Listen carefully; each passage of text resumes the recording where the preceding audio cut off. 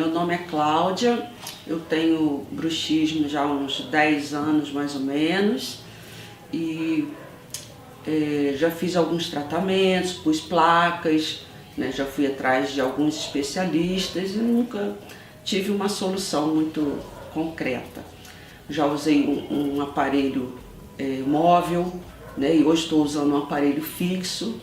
E mesmo assim ainda continuo com bruxismo, apertando muito a boca, isso me dói bastante aqui na lateral assim, tenho zumbido também. Tendo uma pessoa que ainda mais sendo minha filha, podendo me ajudar a aliviar essa dor, né, essa pressão que eu sinto, é muito gratificante, é muito bom. Além de ser menos dinheiro que a gente gasta, né?